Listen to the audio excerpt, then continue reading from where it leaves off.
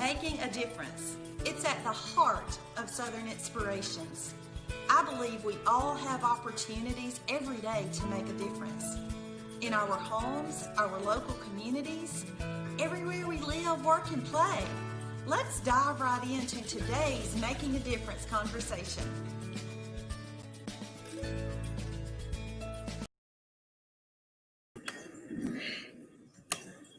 Good afternoon, everyone. I'm Hill with Southern Inspirations, and joining me is Southern Inspirations partner Karen Walker with Karen Walker Speaks.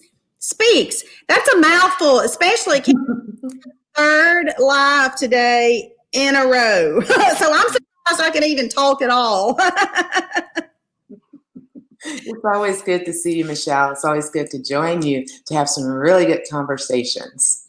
Yes, and I'm very excited about today. I'm in a little bit of a different place. I'm on my sofa in my hearth room. That's the kitchen behind me. I just got finished with a good eating episode and had all my setup in the kitchen. So I just walked around the corner and perched on the sofa for this one. I see that a couple of folks have already joined, so we thank you so much. If you would, drop us a comment, let us know you're watching. We'd love to hear from you. And yes, as Karen said, wow, this is going to be such a good conversation. And Karen, I just thank you for coming alongside of me. A little bit of a different place. Uh-oh. Start going. I thought, what in the world? Okay. I just thank you for coming alongside of me to have this discussion. And, I'm going to set this computer down. I was holding it in my lap. I was like, I don't want to do that all the time. As I've said in a couple of my promotions leading up to today, this topic is nothing new. And it's certainly not one that hasn't been discussed years and years.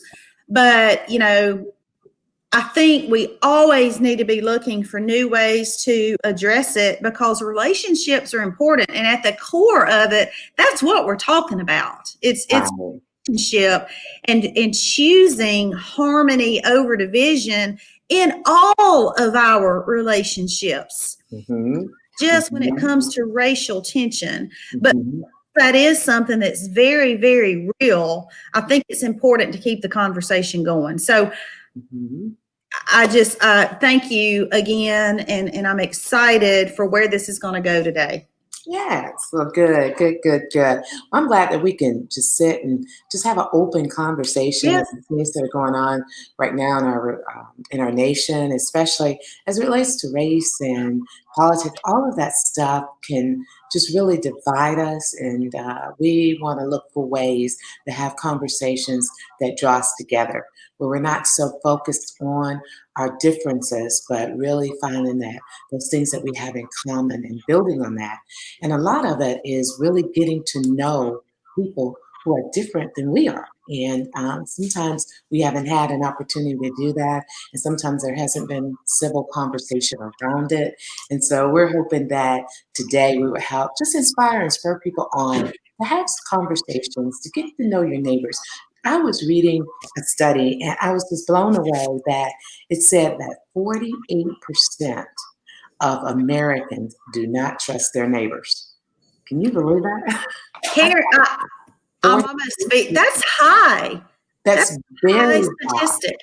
In my mind, immediately rushed to. I mentioned that I'm sitting in my hearth room, and so looking out one set of windows, I'm looking directly at a neighbor's house, and so my mind directly went to, do I trust that neighbor? Wow, that's alarming. It really is. So it speaks to where we are as a nation, and race is just another piece of the puzzle, but it's a big piece right now and it's been a big piece for a while. So let me not downplay that. It's a big piece of the puzzle, but it just further helps us to continue to have disharmony and issues. And so I think sometimes we are so used to the way we operate and the status quo that we have to be brave enough and have the courage to do something differently, to just complain about it or to just be enraged about it is not going to accomplish what we need to have better relationships with each other and better racial relationships to help bridge that divide. So I'm glad we're just talking about it candidly. Because, I mean, in all honesty, can a white person really totally and completely understand what it means to be Black in America? I don't think so. No, there's no way. And I will say I didn't fully understand that until this year, just a few weeks ago, really, a couple of months ago now, where it was probably at another height. I won't say the Mhm. only height of tension, but it was certainly at one with different things going on around the country. And I watched some different live episodes. Just tuned in to some various conversations that were happening. And Karen, I began to ask myself the question, really, it came down to white privilege. I Mhm. internally with, because I had never even heard those words. I mean, I'm Yeah. like, what do Yeah. you mean white privilege? I didn't, I started thinking of all the reasons in my head. I grew up in a single parent home and I struggled and I had to do this and I had to do that. What do you mean white privilege? It doesn't mean it when we first hear that, it almost comes across as because we're automatically privileged. So what I did, and I have said this in a live episode before several weeks ago, I called one of my very good African American friends. I mean, we are like sisters. She is a believer, as I am, and I said, we just need to talk. I have Mhm. questions. Speaking of trust, I trusted her, and so we talked through a few questions. And one of my questions was, "Am I privileged Mhm. automatically because the color of my skin?" She Mhm. did not hesitate and said yes.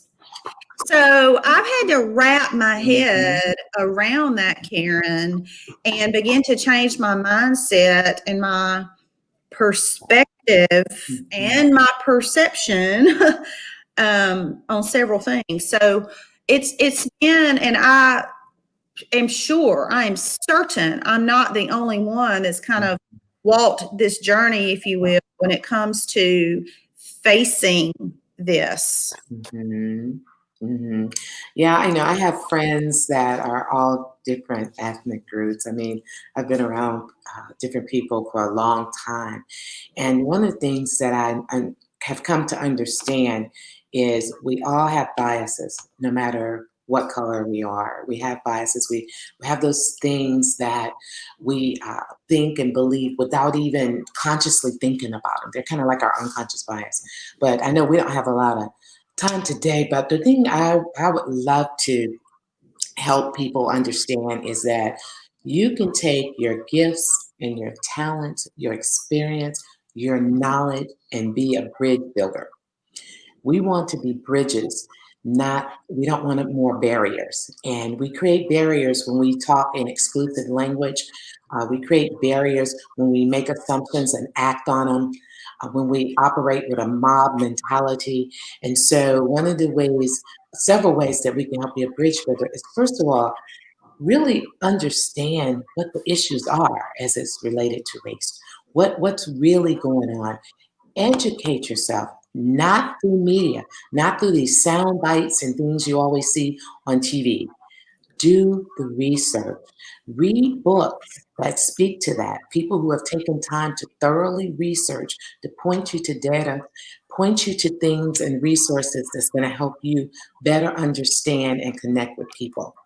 Secondly, not don't be closed-minded. Be open-minded to hearing people's truth.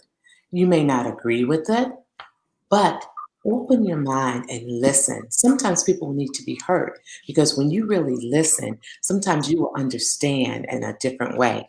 And if you want to take action against to help some of these issues, I want to encourage you to speak your truth to power. When you talk about speaking truth to power, you're talking about being able to sit down to articulate what the problem is, how the problem is affecting the people around you, your community, your nation, but also being able to offer some solutions or how you see what you're proposing is going to benefit everybody else. So being able to speak to those decision makers. Many of us are in churches with leaders, you're in workplaces with supervisors, you're in places where you have people that are around you that are decision makers. And guess what? Some of you are decision makers. So it's an opportunity to have some real conversation. Speak your truth to decision makers. To sit and just be enraged and blast it all out to people around you, that's not going to get what we need. We need for us to be able to unify the community, to be able to create harmony. Also, when you're speaking your truth, just be prepared that it shakes up the status quo. So it takes courage. So I encourage you to be brave, have those courageous but yet crucial conversation as it relates to race, how it impacts you, how it impacts your community, but how making different decisions can help us have better communities, stronger families. Does that make sense? I sure Oh hope. my gosh, absolutely. And Yes. those they're not hard things to do. Mhm. They could be difficult just because, and I'm leaving this note up here, be prepared to shake up the status. Mhm. And you said it at the top, we get just accustomed to just doing Mhm. the same things. But I always say with awareness comes responsibility. Absolutely, Michelle. Now that I am aware of the privilege that I have as Mhm. an individual, as I am aware additional unrest because I've educated myself, it's my choice. I Mhm. can continue to educate myself, continue to do the research, and be a bridge builder. Mhm. Very least, like you said, also not be causing an additional Mhm. barrier. Yeah. Sometimes I think maybe we don't even realize we're doing that. I think some things are not intentional, right? But if we're not thinking for ourselves, if we're not educating ourselves, then we're allowing someone else to pull us along with their opinion, with their thoughts, with all of that. So that's why it's real important to fact check. It's real important to understand sometimes the background and the history of certain things. And then you understand why certain things are the way they are. And then you proceed with a plan of action because sometimes we can raise all of the ruckus, but if you don't have a plan, right? Once you've captivated everybody and you have everyone's attention, then what? Right? So you want Right. a call to action with something that people can get behind. What can I do to bring harmony? And first of all, we can start in our homes. How do we teach our children about other people? That number one word that starts with an R, respect. When we respect the people around us, respect their opinions, respect who they are, and treat people that way, then we have a way of cultivating the type of culture we want. We want to stimulate the people around us to operate that way. So I think it's really important. What are we teaching at home? More so than with our mouth, what are we modeling? And then if you really want to be brave, start stepping out your comfort zone. If you're in, for instance, something simple as a book club, can you jump in a more diverse book club where you're exposed to different people? Can your book club maybe introduce a book that's written by an author of color? There are little ways that you can begin to educate yourself and slowly tip out of your comfort zone to get to know the world around you. And if you operate like that, you will find yourself building more relationships because all of this is rooted in relationships. So that's a thought too. Step out of your comfort Absolutely. Well, Karen, and as you were talking about the home, it reminded me of a gentleman that I met just last night, not even 20 zone. hours ago, who is African American. And he has recently written a book, and it is on Amazon, that's all about African American men. Mhm. I cannot wait to get my copy and read that book because I want to know more. But here's one of the main things that stuck with me from that conversation that he said. And this brought me so much encouragement and just, I don't know, just the warm fuzzies or whatever you want to call it. Yeah. When I began to ask him what prompted you to write the book, he said a couple of things about, he had to do a project in school, and that project included some research on slavery and obvious, things that had for hundreds of years with African Americans. But he said, beyond that, I wanted my son to know.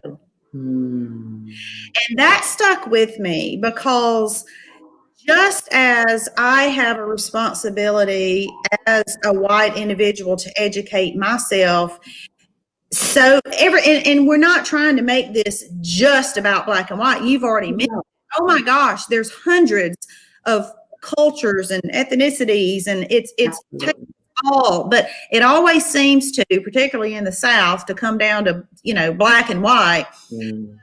I just felt such encouragement from hearing this man say, because I want my son to know. He has no clue how we got here. He has no clue, more importantly than that, what our ancestors went through. And so I just thought I'd share that because and I really had not even thought about that until you started talking about the home, because he's taking those steps to educate his son. When his son walks out that door, he wants him to be more aware and more educated, really, of the why, sometimes of the why that he receives certain treatment or doesn't receive certain treatment. So just wanted to share that. Well, I love it because I do understand that we educate our children on that too. Even more reason this is an election year, right? And so many people have paid a high price for many people, for people of color, and for women to be able to vote. So that's one way too. You want to change things, get out and vote. Absolutely. You're right.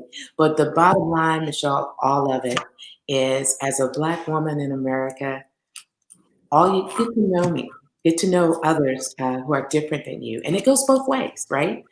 And just treat people with respect. Be open-minded. Don't discount their truth. Be willing to listen. And where you can take action, have courage and step up. Take action, but take action in a way that brings peace and harmony, not in a way that causes more unrest and more division. Absolutely. And, we said it at the beginning of the show, and it bears saying again, this applies to all relationships. And you and I both firmly believe in personal choice, regardless of circumstances, regardless of bad days or, anything else that may be going on in our worlds. We still get to choose our attitudes. We get to choose our reactions. We get to choose our words, how we handle certain environments we find ourselves in. And so it just serves as another reminder, just as a responsibility, that when we each choose individually, offer joy, to offer encouragement, to step out in love, to see someone else's perspective, to not stay in the box, our own little comfort box. That's when you begin to see this harmony versus, this tug of war, if you will, that ultimately causes the division.